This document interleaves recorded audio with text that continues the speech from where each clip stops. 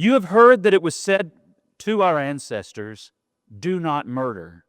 And whoever murders will be subject to judgment. But I tell you, everyone who is angry with his brother or sister will be subject to judgment. Whoever insults his brother or sister will be subject to the court. Whoever says, 'You fool,' will be subject to hellfire. So, if you're offering your guilt on the altar, and there you remember that your brother or sister has something against you, leave your gift there in front of the altar.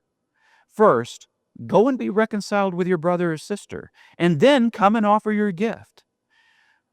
Reach a settlement quickly with your adversary while you're on your way with him to the court. For your adversary will hand you over to the judge, and the judge to the officer, and you will be thrown into prison. Truly I tell you, you will never get out of there until you have paid the last penny." All right, that last part, let's talk about that first, because my focus is more on the first part of this passage. The last part is practical advice from Jesus, isn't it? You have wronged your neighbor. It's something that can be taken before a judge and a settlement reached, right? So maybe you've got something, he's assuming it's something wrong, like morally wrong. Maybe you've defrauded them, cheated them. Maybe you cut short on a contract. Maybe you've done something there. Some reason or another. Maybe you spoke some things you should not have spoken, and now they've got you on slander. He says, you better reach a settlement before a judge, because the judge can put you in jail. The judge can wreck your life. And at least if you reach a settlement, you can maybe avoid jail time and not have to go through. You're going to pay for what you've done, but at least you won't be spending the rest of your life in prison, and you won't be in debtor's prison, and da-da-da-da-da-da. It's practical, right? If you get into legal trouble, take your licks. Own up to your problems. Settle it quickly. There's no use fighting against something when you know that you're in the wrong. Make it right, okay? That seems pretty simple. That's not complicated. You don't need a slide for that, right? There's not a slide for that. That's really simple. Go and make it right. But there are slides for some of this other stuff, and not because they're complicated. They're not complicated. Like I said last week, sometimes Jesus gives us things that are very uncomplicated in what we ought to do. They're just difficult because we fight within our own heart to do them, okay? This is that kind of stuff. So, first, let's look at this one. I'm going to put several sentences in bold so we really catch them, okay? Let's look at this first one. Verse 22, "But I tell you," okay, he says but because he's just said, you've heard it said, not to murder. In fact, the little subject heading, right in mine in the CSB says, "Murder begins in the heart." This is a lot of what he's talking about, that murder begins in the heart. But I really think that even sells a little short from what Jesus is about to say. Because we'll get off saying, well, I never thought about murdering him. And he's going much harder on us than that. We don't have to have gone that far before Jesus' words are going to rebuke us. Okay? What does he say? Verse 22, "You've heard it said, don't murder. You'll be subject to judgment." And that's true. His but doesn't mean that's not true. His but means, but there's more to it than that. This is going to hit your toes way before that. You don't have to be on death row because you killed somebody before you and I have some things to talk about. Verse 22, "I tell you, everyone," read this, and don't read it like you've read it before, because you have. Read it like this is new and hear it. "Everyone who is angry with his brother or sister will be subject to judgment." Everyone who is angry with a brother or sister, no show of hands, do not do it. Everyone who is angry with a brother or sister, you, this morning, in this room, at this moment, are subject to the judgment of God. When you read that verse, do you let that hit you like it should? That's wild, isn't it? Jesus is not just raising the bar. For us, I think he's absolutely changing the game. we can start rushing to so many reasons. And I say we, very much including me and the mouse in my pocket. We are subject to this judgment because we do this, don't we? We do this. We, I mean, you might not be angry right at this moment. I don't feel angry right at this moment. But has James been angry? Oh, well, sure he has. James has a driver's license, so we've all been angry. That's Robert and I's language, right? That's what we talk, the angry in traffic language. Because traffic is full of sinners. And a lot of them, some of their chief sins are in traffic. Good, godly people lose their religion when they get into traffic. I don't know what is wrong. See what I'm saying? Okay, now I feel the passage, and now he's talking to me. All right. James, your subject. Because why? Some of those people pulling out in front of me are my what? My brother and my sister, aren't they? Y'all are like, I didn't pull out in front of you. Yes, you did. No, I'm not kidding. I don't know where that finger just went. Anybody over there, I apologize. But it was actually them. No, sorry, it wasn't call Ray. I felt my finger go that way. It was not. But we've done this. We've been on both sides of this too, haven't we? But we've done this. But if you're angry with a brother or sister, do you really take that seriously that Jesus says that becomes between you and me? Now, anger is going to happen. It's unavoidable. It is going to happen. There are things that are going to happen that upset you. Sometimes that anger is going to take a little while to get over. That is also true. I'm very aware of what James says about not letting the sun go down your anger, and Paul also in Ephesians talks about the same thing. I understand all of that. But we also know that sometimes, somebody was talking to me the other day about how they'd had a burn pile. And they had put the fire out, and they thought it was completely out. And then they buried it. You know, to be on the safe side, you bury it. So then they buried it. And then they came back a month later, and they opened it back up. And what was still there? Anger. No, not anger for that person. But you see what I'm saying, right? Anger. It's like a burn pile. If you feed it, oh, good grief. But sometimes, if you bury it, you haven't put it out. We're going to come back to that. You understand it takes a while sometimes for you to work through your emotions, things like that. Let me get back in mic range. That's not an excuse for letting things smolder. At some point, Jesus' words have to hit you, okay? He says, everyone who's angry with a brother or sister, you're subject to judgment. That makes it salvational, doesn't it? That makes it, am I in or out of Christ? Now, there's walking in the light and all that. That's there. But this is so serious that if you don't deal with it and you haven't repented, at some point you're not actually walking in the light. Because, the next couple of verses after he says that, he says, but if you deny your sin, if you do not confess your sin, you're not forgiven. That would come into this passage as a whole, not just this one sentence. Okay, so he goes on. That would be enough, right? Okay, that's already more than we thought we were in trouble with God at times for. That's already enough. I don't want to, just bang on that drum. And then you got this. And whoever insults. Now, this is purposeful insulting. This is not, well, she offended me.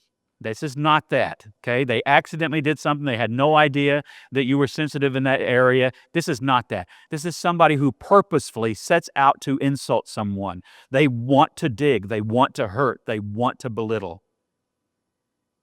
Whoever insults your brother or sister will be subject to the court.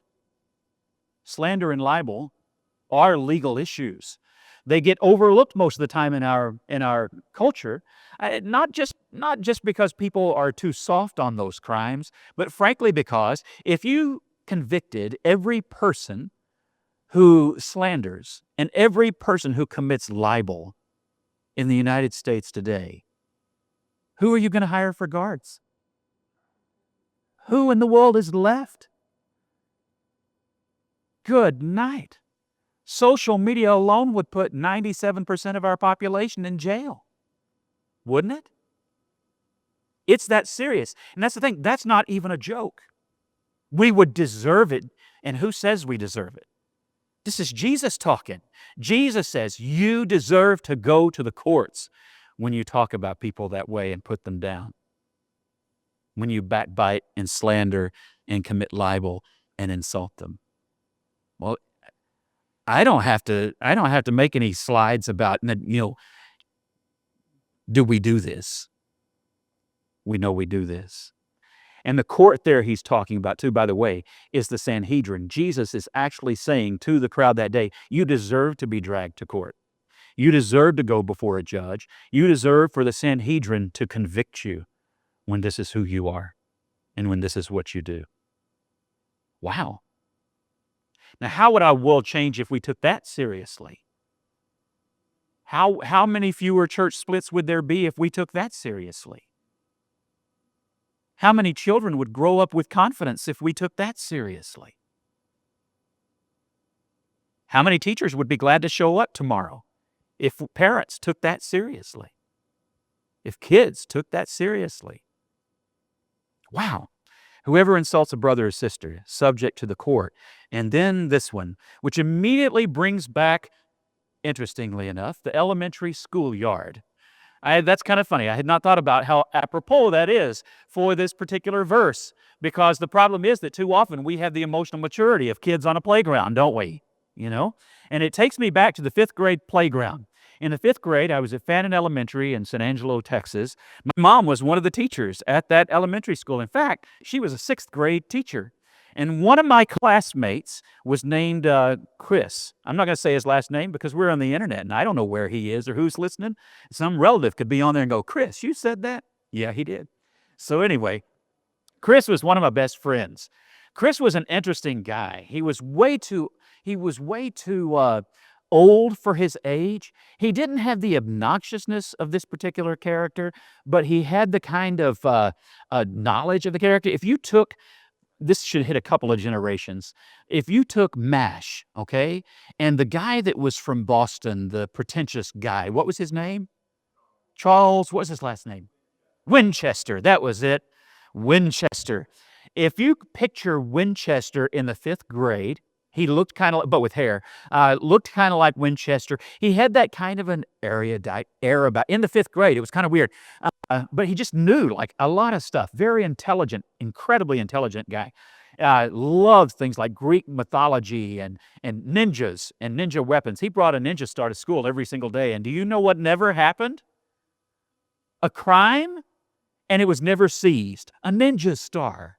Can you imagine that today? No, but he brought one every day, and he played with it on the playground too. They told him, you can't throw it at other kids. Okay. That was enough. That was enough for him. He had self-control.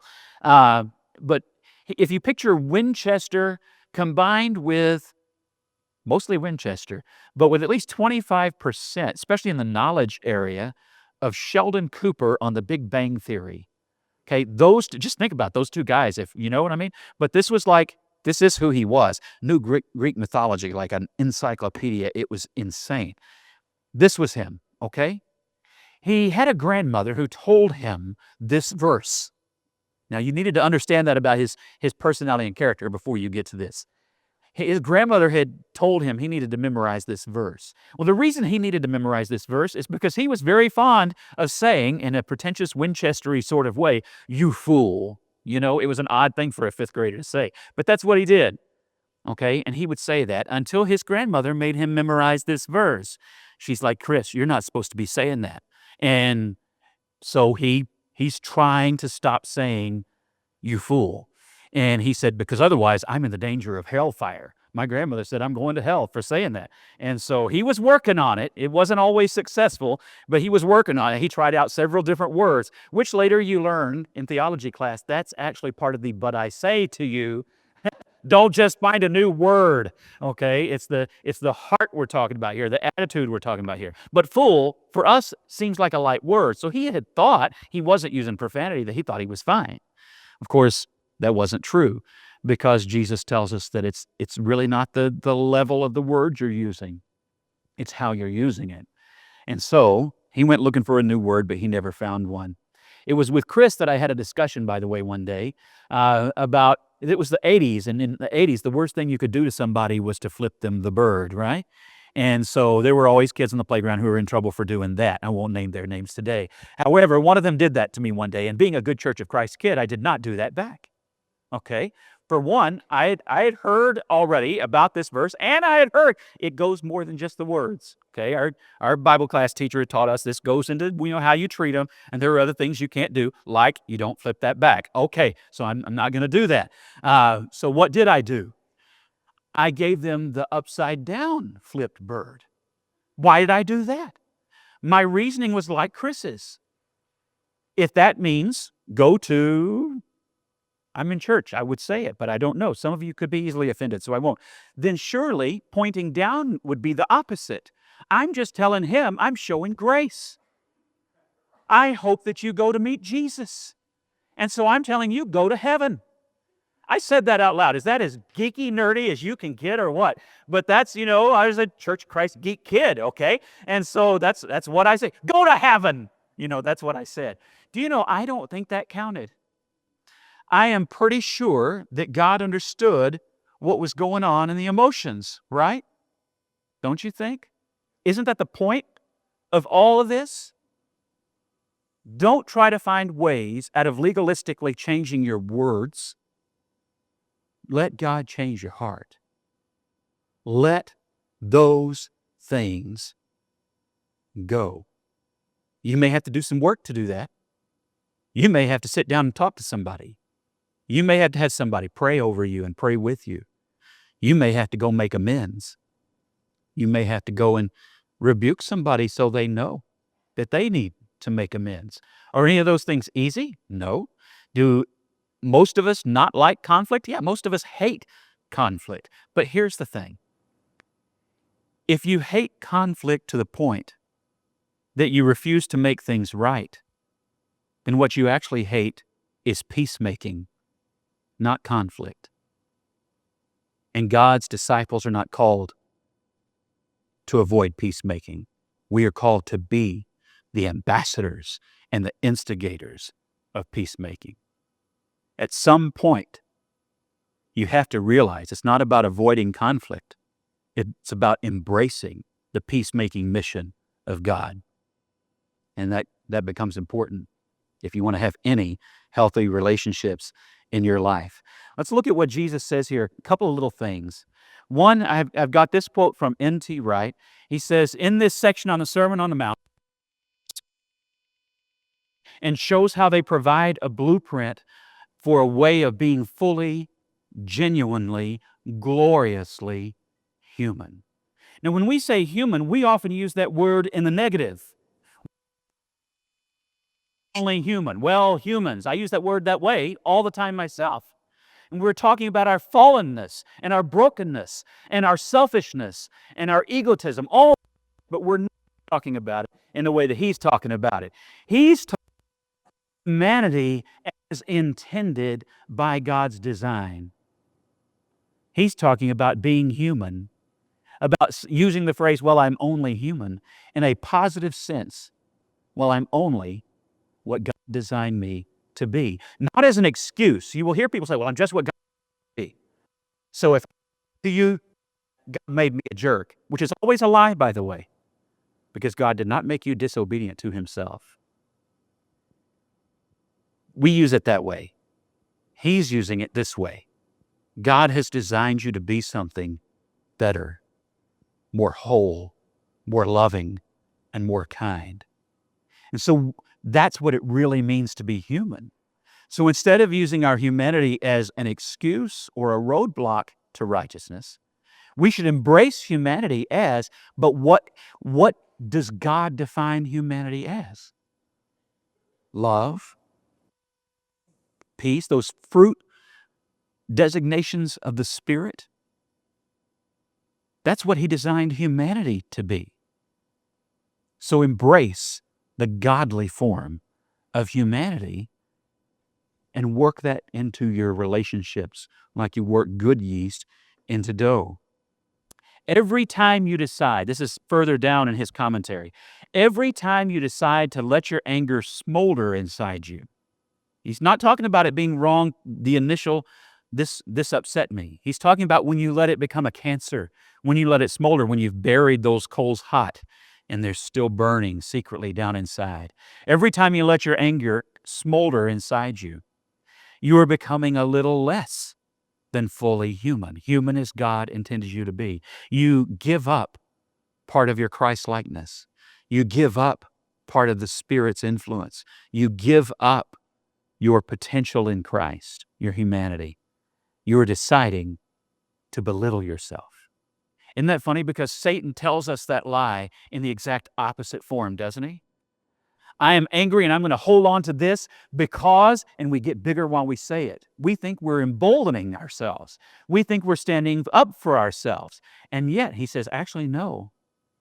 This is how you make yourself smaller.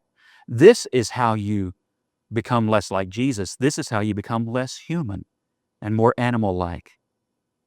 Grudges, bitterness, and a refusal to make peace. Every time. It's a wise word for my brother there. Going back further, Matthew 5, going down to verse, I'm going to start in 23, but 24 is really where I want to highlight. So he gives us this situation. If you're offering your gift at the altar, and there you remember that your brother or sister has something against you, leave your gift there in front of the altar. So you go to the temple, you're going to worship. Kind of the picture here is that you are going to worship. They were there more often for worship sacrifices than they were for sin atonement sacrifices. Offering, whatever offering it may be. The peace offering, that would be hypocritical to have something sitting there smoldering within you while you're offering the peace offering, wouldn't it? You go to offer this, and you're there thinking you're faithful. And you remember, I'm still at odds with this person. I'm still angry at this person. That person is still angry at me. We've called each other things we shouldn't have called each other.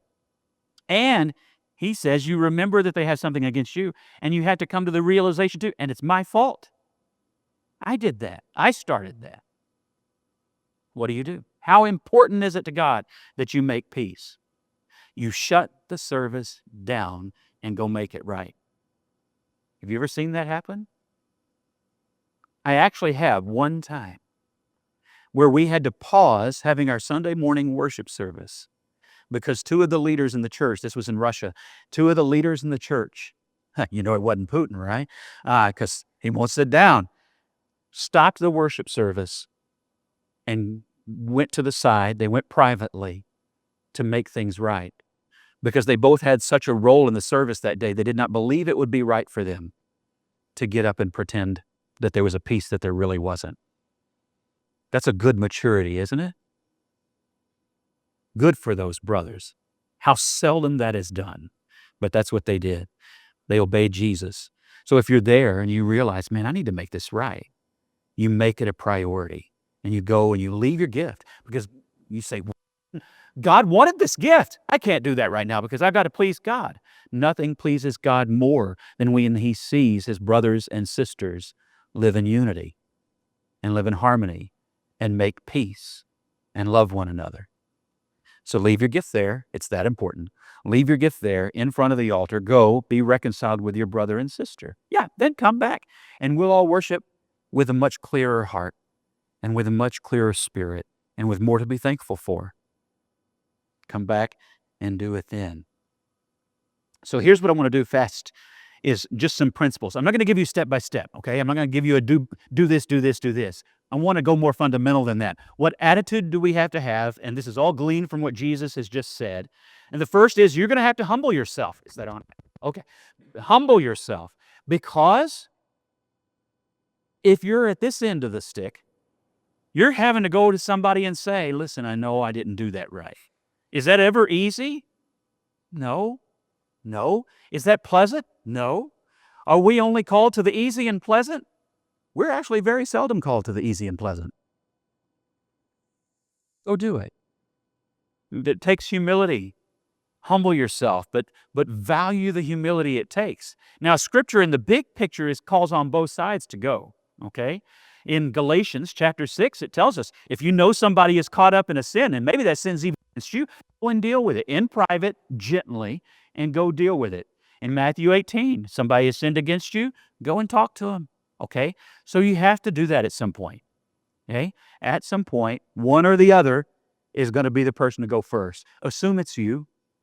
Just assume that has to be you. Sometimes it won't be right that it's you, but whatever. This one, incredibly important. I just mentioned it. Yeah, I have to hit it again. Do not let this cancer eat you alive. It will eat your joy. This is a doorway of Satan into your heart to ruin not just that relationship, but to somehow negatively affect every relationship you've got. There are people who make a living having to sort this stuff out for people who refuse to sort it out. Some of them are therapists. Some of them are Christian counselors. Some of them are elders, preachers. Some of them are judges. Some of them are parole officers because it wasn't ever handled. Don't let it fester. Don't let it fester in the other person. It may not be you that's letting it fester. You may have wronged that person, and you can see in them that they're letting it smolder. Go and help them put out the fire. Both of you find grace. Third, very important, this isn't just about us. It's not just about our feelings. It's not just about our interests. It's about God's interest. And what is God's interest? A church that bears witness to the world, a better way of dealing with things, a better way of showing grace, a better way of finding healing in a relationship, a better way. Be an example. Respect God's interests. Know that even if you don't want to go and deal with that, God wants you to go and deal with that. So important, he says, not even the next song, you go and deal with that. Respect God's interests. And then this last one, make true reconciliation. And I say and/or. You might be wondering why there's an and/or. There's an and/or because it comes down to what Paul says one time. So far as it depends on you, be at peace with everyone. It won't always depend on you. You will go and try and make peace, and there will be no peace to be had on the other side. Okay, that's understandable. It happens. It's unfortunate, but do your part. You can at least then say, okay, I did what I needed to do. It didn't take, but I'm going to pray for that person, and maybe down the road, there'll be peace made. So it will be an and/or on the reconciliation part. Sometimes there's no reconciliation to be had, and it's unfortunate. But you try, and you make healing a priority, yours and theirs. And if that's a shut door and a brick wall to you on the other person's part, okay, but let yourself heal. You go to God and let yourself heal and make that a priority. I said that wasn't going to be a to-do list. That still felt like a to-do list. God does not leave us alone when he gives us his principles and his truths, does he? He always makes us go and do things. That still felt like a to-do list, but it wasn't mine. That belonged to Jesus, didn't it? So, with those things in mind, here's what we're going to do. We're going to pray. I'm going to be quiet for a few seconds. I want you to take a moment and pray for the person that either you need to go and be reconciled to or that needs to come to you. And I want you to take a moment and mention them before the Lord. And we're going to humble ourselves and we're going to pray, all right? We're going to take that first little bit quietly, all right? Let's bow.